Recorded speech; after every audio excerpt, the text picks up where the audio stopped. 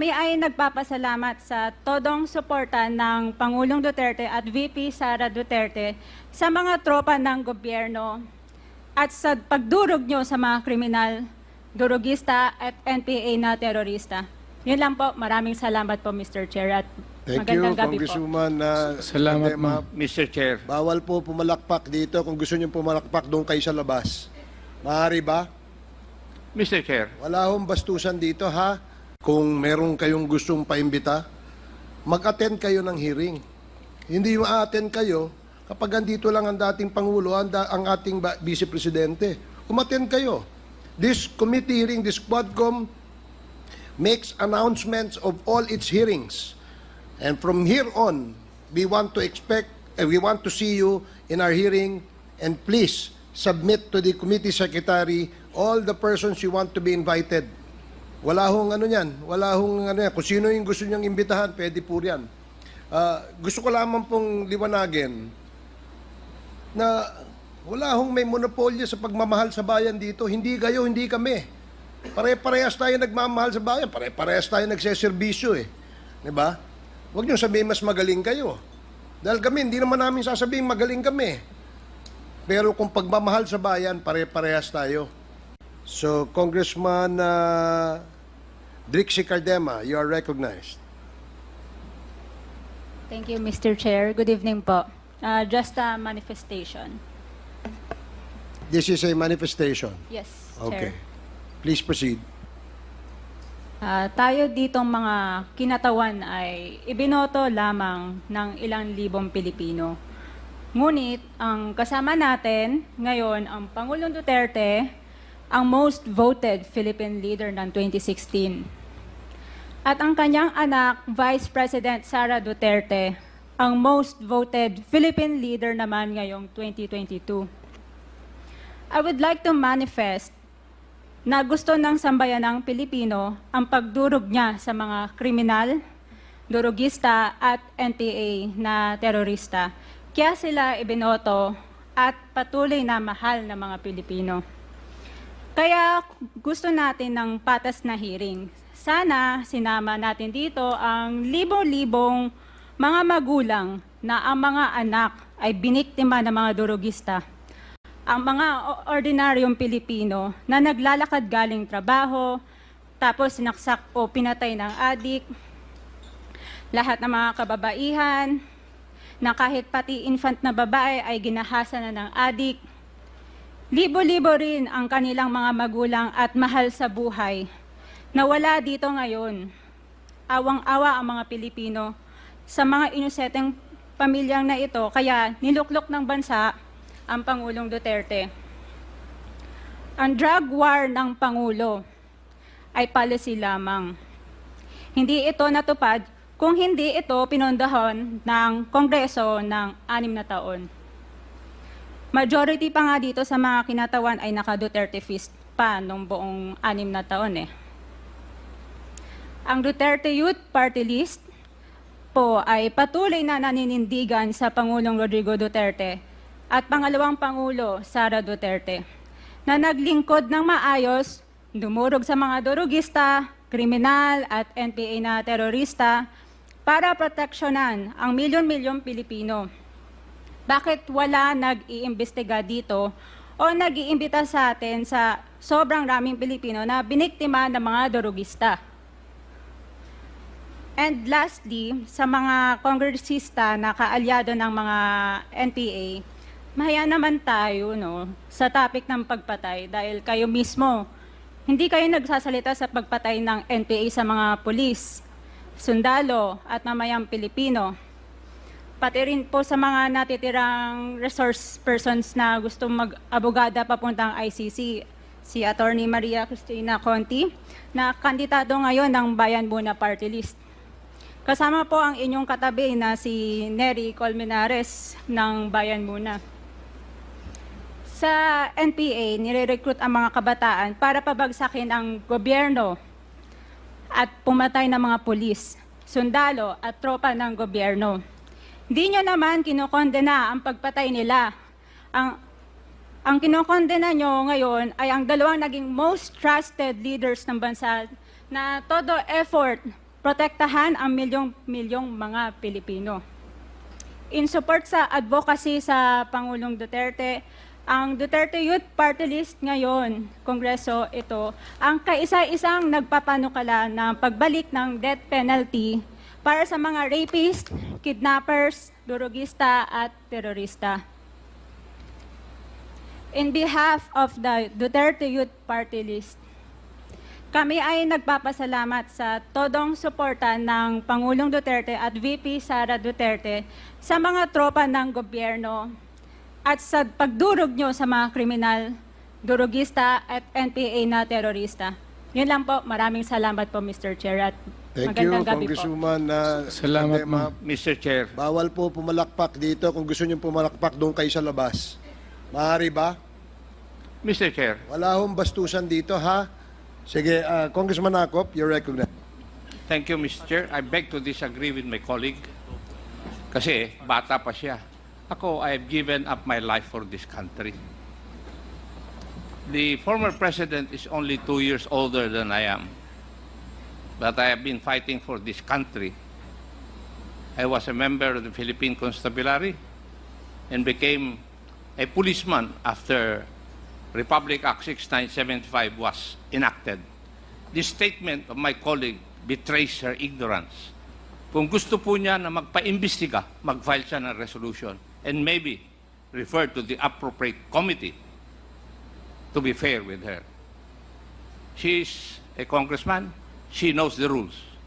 However, your statement or your statements betray your ignorance of our rules here in this House of Congress. So I beg to disagree, Mr. Chair, na sila lang ang nakikipaglaban at marunong makipaglaban sa kalaban. As I've said before, I have given the most part or most years of my life fighting the enemy of this country. Thank you, Mr. Chair. Thank you, Congressman Acop. Yes, let me emphasize na wala pong may monopolya ng pagmamahal sa bayan dito. Pare-parehas po tayo rito. And following the suggestion of Congressman Acop, kung meron kayong gustong paimbita, mag-attend kayo ng hearing. Hindi yung a-attend kayo kapag andito lang ang dating Pangulo, ang ating Vice Presidente. Umattend kayo. This committee hearing, this Quadcom, makes announcements of all its hearings. And from here on, we want to see you in our hearing, and please submit to the committee secretary all the persons you want to be invited. Wala hong ano yan. Wala hong ano yan. Kung sino yung gusto niyang imbitahan, pwede po yan. Gusto ko lamang pong liwanagin na wala hong may monopolyo sa pagmamahal sa bayan dito. Hindi kayo, hindi kami. Pare-parehas tayo nagmamahal sa bayan. Pare-parehas tayo nagseserbisyo eh. Diba? Huwag niyo sabihin mas magaling kayo. Dahil kami, hindi naman namin sasabihin magaling kami. Pero kung pagmamahal sa bayan, pare-parehas tayo. Huwag niyong sosolohin yan. Dahil magagalit si Congressman Dan Fernandez. Anyway, Mr. Chair, Mr. Chairman. Mr. Chair, Congressman Abante and then Congressman Senior Deputy Speaker Gonzales. Congressman Abante. katulad din po ni Congressman Romy Acop, gusto ko ring sabihin ang ilan sa aking talambuhay. 1986, Mr. Chair, muntik nang bumagsak ang Pilipinas sa NPA. Mayroong 37,000 na armed NPA sa bansa. Mayroong 5 million na mass support ang NPA. That was 1986. Kinausap ko ang dating chief of staff, si FBR, upang ang aming grupo ay makipag-ugnay sa CRS upang labanan namin ang MPA saan man sila naroroon. Bilang isang religious leader, wala po kaming dalang armas. In fact, kami po ay nag-create ng grupo na ang tawag confrontational evangelism. Na ang ibig sabihin nun, habang NPA ay naghahasik ng lagim sa mga bayan, kami naman ay nagtuturo ng Biblia at ng tunay na kalayaan sa bayan. Ako din po ang isa sa mga nagsuggest kay FBR nung araw na magtayo ng isang civilian force na magiging kasama ng armed forces. Naging pangulo po sa FBR. Kasama po ako doon. Naging konsyal ako ng Maynila. Andiyan po si Atty. Bebot Bello. Alam po niya na magkasama kami sa lakas nung araw. So tama po ang sinabi ni Congressman Ako, ni Congressman Ace Barbers.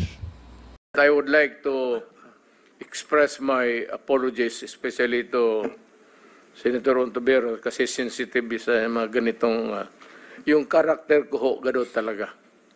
Baski saan mo ako ilagay, gano'n ka, even in front of anybody. Gano'n talaga ako. Bastos ako. Walang hiya ako, kasi galing ako sa baba. Salamat Class kaayo, 3 Mr. ako. Chair. Hindi ako sensitive. Ayaw ko lang talaga ng bastos. Ayaw ko ng walang hiya. Lalo na pag pinag-uusapan natin Kaya ng nga, seryosong bagay ng war on drugs saka Kaya extrajudicial killings. ako bastos man, Salamat kaayo, wala ang Mr. hiya Chair. talaga ako. Yan ang totoo. Tigilin na po natin yung pagsisira at paninira sa mga Hindi ba institusyon. paninira? Mga Because we need- sinasabi ko, para sabihin kulang. pero may nasabi Hindi rin nila kasalanan.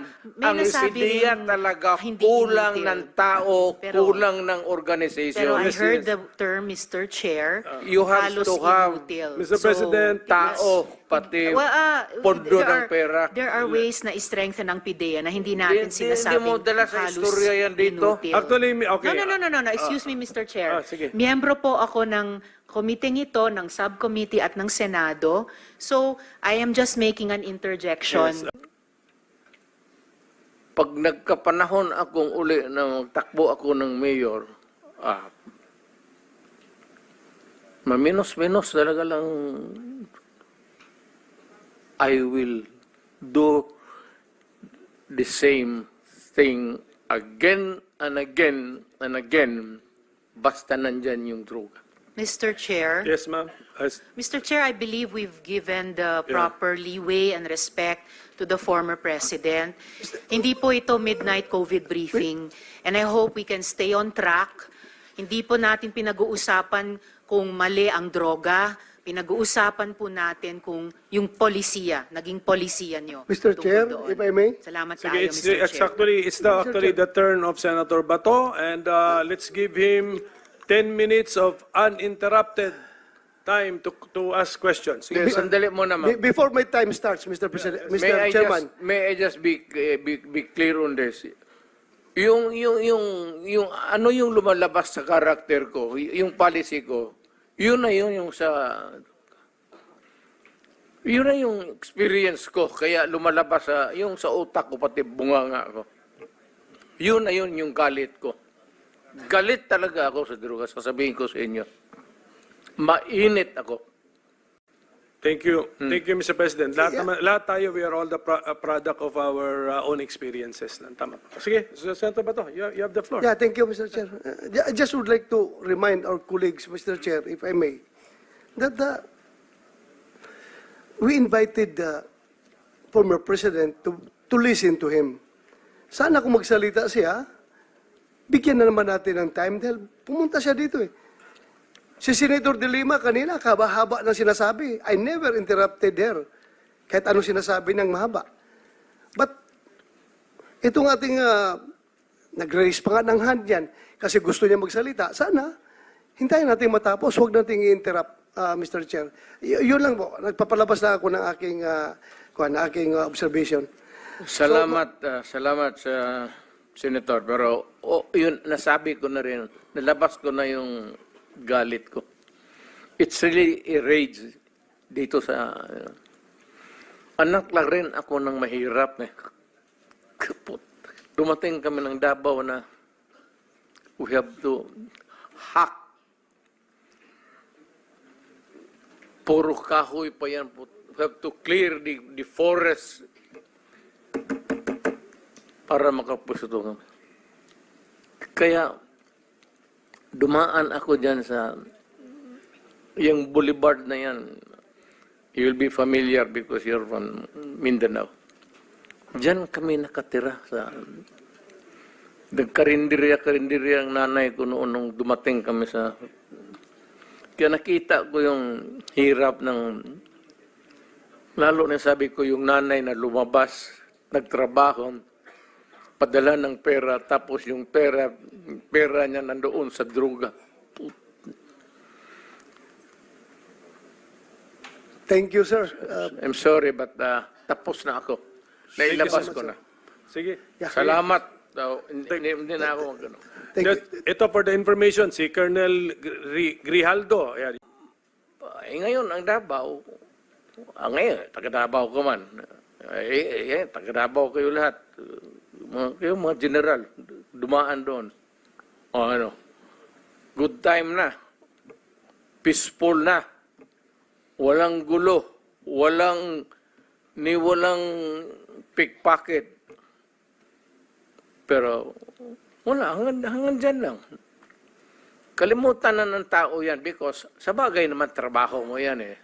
Tama naman sabihin ng tao na, bakit kami may utang na loob sa iyo? Bayad ka. Trabaho mo yan. Tama yan. In theory, tama yan. Tama sila. Kayong mga pulis. Ikaw. Pati ako. Pero, yung dapat lang ng malaman na yung pagiging mayor ko, pagiging talagang presidente, dinibdib ko yan. Wala akong agenda. Wala akong dinagdag na baski isang poste sa bahay ko. Wala akong bagong kotse. Hindi ako nakatikim ng Mercedes-Benz. Dinibdib ko talaga ang trabaho ko para sa bayan ko. Ayaw ko maging hero. Kasi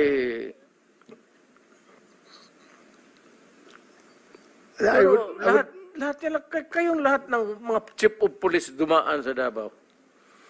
And I would like to take this opportunity with the permission of the chairman that I would like to thank you, Mr. President, for your war on drugs. If there was no war on drugs, there is no Senator Bato. Maraming salamat po doon sa opportunity na binigyan mo sa akin na maging chief PNP at ako'y naging senador ngayon dahil doon sa war on drugs. Maraming salamat. At ako nakikinig yung PNP pati yung patuloy ninyo yan at magtrabaho kayo ng husto kasi ang droga talagang talamak. Kawawa ang Pilipino anong tawag dyan sa Tagalog? Patapol-tapol. Patamad-tamaran kayo niya. Trabaho kayo ng gusto, alam ninyo na ang droga talamak. Kaya kayong mga presinto, yung area of jurisdiction mo, pag mandyan pa yung droga, umalis ka. Kung chief of police ka ng syudad, pag may droga at hindi mo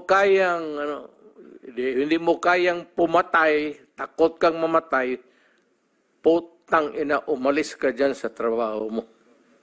Sorry for the... Thank you, Mr. President. I think, Mr. Chairman, medyo mahaba na yung time ng ating... Yes, alam ko. Gusto na siyang magpahinga. Thank you. If the President can still stay a little longer, okay lang, sir? For a couple more minutes? I am at your disposal, sir. Sige. Ako magsabi ninyo hanggang bukas tayo dito. Okay lang. Wala akong magawa. Actually, dapat Senator Bato, nag-apologize tayo kay President for starting our hearing in the morning. Doon siya nahihirapan actually siguro. In the same manner that I would like to express my apologies, especially to Senator Ontiveros, kasi sensitive sa mga ganitong, yung karakter ko ho, gano'n talaga. Baski saan mo ako ilagay, gano'n ka. Even in front of anybody. Ganon talaga ako. Bastos ako. Walang hiya ako kasi galing ako sa baba. Salamat Class kaayo, 3 Mr. ako. Chair. Hindi ako sensitive. Ayaw ko lang talaga ng bastos. Ayaw ko ng walang hiya. Lalo na pag pinag-uusapan natin Kaya, ng ma'am, seryosong bagay ng war on drugs saka Kaya extrajudicial killings. ako bastos, Salamat ma'am. kaayo, Wala ang Mr. hiya Chair. talaga ako. Yan ang totoo. Siguro, hindi ako dadating itong pagka-presidente kung hindi ako bastos at hindi ako walang hiya. Thank you, Mr. President. I am now, hindi sa lahat, ma'am. Baka sabihin mo, magwalang hiya ako sa inyo. Hindi yan. May kunting edukasyon rin ako. Decency. Yung demeanor ko, yung pinapakita ko sa inyo, yung galit ko, yung rage ko, sa kriminal yan. Dahil nga, naging prosecutor ako, matagal masyado. Ako muna. Professor ako ng Professor ng... Police Academy. Thank you, Mr. President.